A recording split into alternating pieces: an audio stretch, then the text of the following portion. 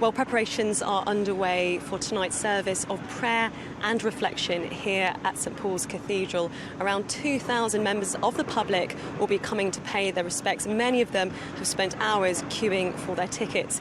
And I'm joined now by the very Reverend Andrew Tremlett, who is the Dean Designate here at St Pauls Cathedral. Andrew, thank you so much for speaking to us today.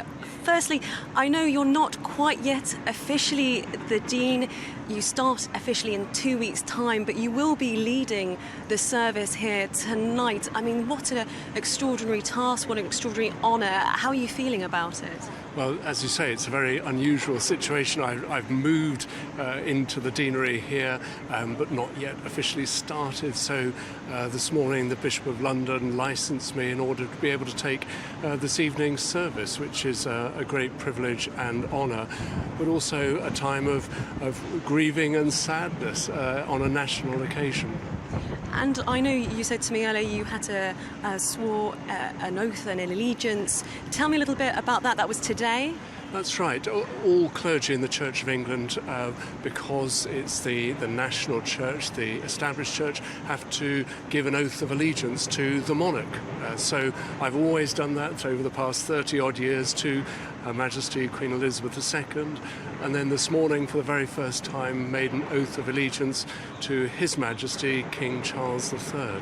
So that felt like one of those page-turning moments. It was a rather poignant moment for me.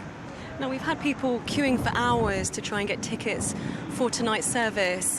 How important was it for the Queen to have this as a service very much for the public?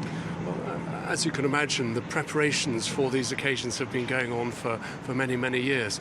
And on this day, the first day, as it were, of mourning, it was important to have an occasion that was open to the public, for the people to come.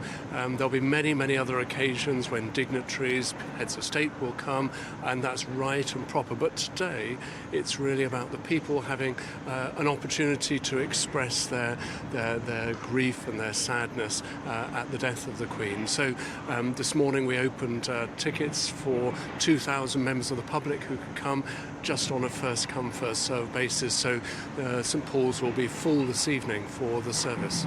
And there is something about this building in terms of it's such an iconic building on London's landscape. It's been here for hundreds of years, and I suppose in some ways it's very much synonymous with the Queen, who herself was such a constant in people's lives, and I think that's something many people have been saying over the last 24 hours. Yes, that's right, and that longevity both of the building but also of the monarch speaks about constancy, which was really part of her own faith. And I think it's really important that this evening we'll hear the first words from the new King as part of that broadcast service, but it'll be within the context of Christian worship. And that was so important for the Queen. Right at the start of her time as Queen, she dedicated her life to service of the people, service of the Commonwealth, and asked for their prayers. And in a sense, we're continuing that tradition by including her in our prayers. Well, thank you so much for speaking to us. Very, very much kind of you. I know you've got a busy afternoon with speaking to people, so thank you so much. That was the very Reverend Andrew Tremlett, who's the Dean Designate here at St Paul's Cathedral, ahead of tonight's service that will be taking place, a prayer and reflection to Her Majesty.